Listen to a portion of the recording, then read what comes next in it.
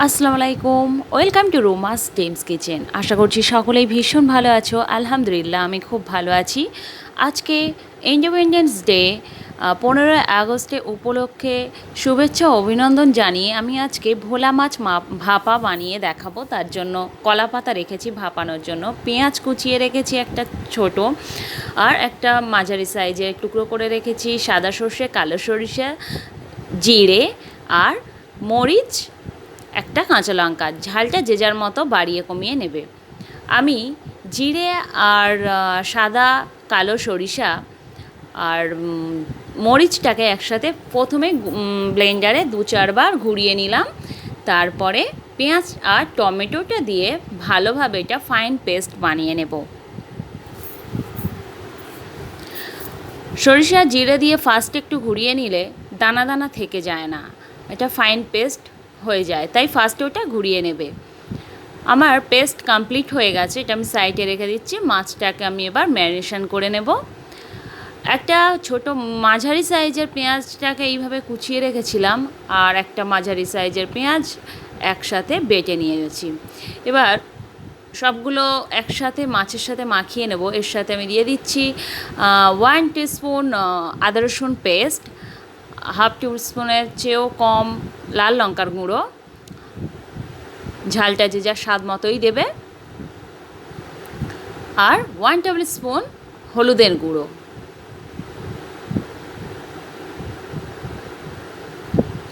আর টক দই দিয়ে দিচ্ছি 2 টেবিল স্পুন। ভালোভাবে ফেটিয়ে নিচ্ছি, দিয়ে দিলাম। এবার সরিষার তেল 2 চামচের মতো দিয়ে দেবে। হাত দিয়ে ভালোভাবে এটাকে মাখিয়ে নিচ্ছি।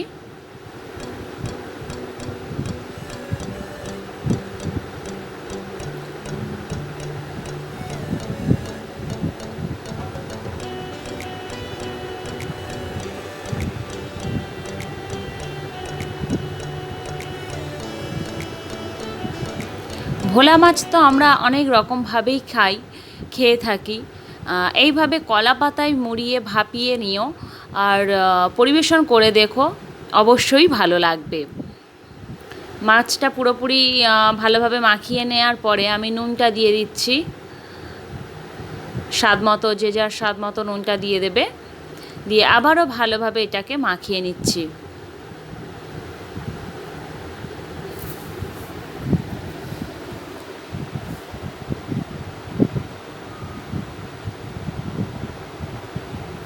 মাছটা ম্যারিনেট করা একদম কমপ্লিট হয়ে গেছে। এবার আমি ফ্রাই প্যান বসিয়ে নিয়েছি, গ্যাসটা অন করে নিচ্ছি। ওভেন অন করে ফ্রাই প্যানের মধ্যে আমি কলা পাতাটা ভালোভাবে ধুয়ে পরিষ্কার করে রেখেছিলাম সেটিকে দিয়ে দিচ্ছি। দেখো এইভাবে লম্বা করে এক টুকরো ফার্স্টে দিয়ে দিলাম, আরও এক টুকরো এইভাবে দিয়ে দিচ্ছি।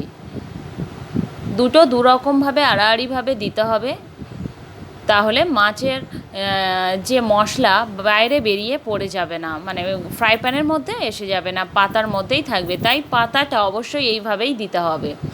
মাছটাকে আমি ঢেলে দিচ্ছি পাতার মধ্যে।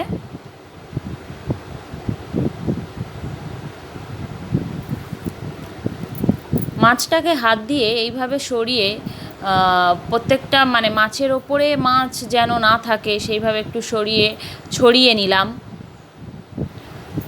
তোমরা যতটা মাছ নেবে সেই পরিমাপেই মশলার পরিমাপটা বাড়িয়ে কমিয়ে নিয়ে নেবে। আমি আরও একটি পাতা উপর থেকে এইভাবে দিচ্ছি। তলার পাতাটা যেভাবেই দেওয়া হয়েছে উপরের পাতাটাও সেম একই প্রসেসে দিতে হবে, তাহলে পুরোপুরি ভালোভাবে ঢাকা যেতে পারে। আর হ্যাঁ, উল্টো কলা পাতার পেছন সাইডটা মানে তলার দিকটা কিন্তু নিচের দিকে রাখতে হবে, আর উপরের পোর্শনটা উপরের দিকেই রাখতে হবে, সেদিকটা একটু খেয়াল রেখে। এবার ঢাকনা দিয়ে আমি বন্ধ করে দিলাম। আমার ঢাকনা কোনো ছিদ্র নেই, যদি তোমাদের ঢাকনাতে ছিদ্র থাকে তাহলে সে জায়গায় একটা কাগজ দিয়ে বন্ধ করে দেবে, যাতে হাওয়াটা বাইরে না বেরোতে পারে। প্রায় 6 মিনিট পরে আমি খুলে দেখছি নিচের সাইডটা মানে মাছের একটা পিঠ একেবারেই রেডি হয়ে গেছে, তোমরা বুঝতেই পারবে দেখে, কালার চেঞ্জ হয়ে যাবে একেবারেই। তখন এইভাবে ধার থেকে একটা ছুরি বা খুন্তি দিয়ে পাতাটা ভালোভাবে সরিয়ে তুলে নেবে, পাতাটা আটকিয়ে যায় না।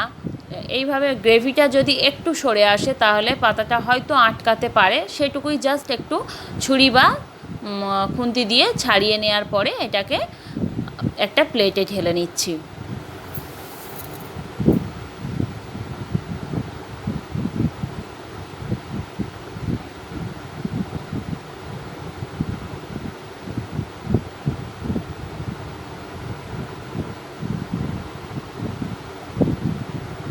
গরম আছে, আস্তে আস্তে এইভাবে একটু সরিয়ে নিতে হবে। এবার প্লেটের মধ্যে নিয়ে নিচ্ছি।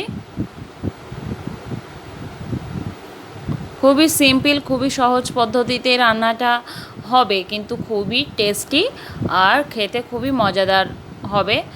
তাই বাড়িতে অবশ্যই ভোলা মাছটি এইভাবে একবার বানিয়ে দেখো। আর যারা জানো তারা তো জানোই, যারা জানো না তাদের জন্য এটা খুবই ভালো হবে, খুবই ভালো লাগবে।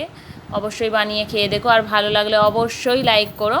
কলাপাতা, আরও নতুন দুটো কলাপাতা ওই সেম প্রসেসে আমি দিয়ে দিলাম, দেখলেই। উপরে সরিষার তেল 1 চামচ দিয়ে ভালোভাবে মাখিয়ে নিয়ে মাছটাকে আবার ওই প্লেট থেকে নিয়ে ফ্রাই প্যানে আমি কলাপাতার উপরে ঢেলে দিলাম। এবার তলার যে কলাপাতাটা ওটা আস্তে হাতে তুলে নিতে হবে, খুব তাড়াহুড়োভাবে তুলবে না, তাহলে মাছটা ভেঙে যেতে পারে। আর উপরের যে কলা পাতাটা দিয়েছিলাম সেই পাতাটা আবার উপরে দিয়ে দিলাম। এটা নতুন পাতা না দিলেও হবে, উপরে যে পাতাটা দিয়েছিলাম ওটাও দিলে হবে, তাই আমি ওই পাতাটাই ইউজ করে নিলাম। ভালো লাগলে অবশ্যই লাইক কমেন্ট করতে ভুলো না। আর এখনও পর্যন্ত যারা সাবস্ক্রাইব করনি অবশ্যই আমার চ্যানেলটি সাবস্ক্রাইব করে দাও, পাশে থাকা বেল বাটনটি অবশ্যই প্রেস করে দাও, তাতে করে আমার পরের রেসিপিগুলো খুব সহজেই তোমাদের কাছে পৌঁছে যাবে। আর দেখতেই পাচ্ছ কত সুন্দর লুকিং হয়েছে, গরম গরম ভাতের সাথে জাস্ট জমে যাবে। অবশ্যই বানিও। সবাই ভালো থাকো, সুস্থ থাকো, আর আমাকে অনেক বেশি বেশি সাপোর্ট করো। আল্লাহ হাফিজ।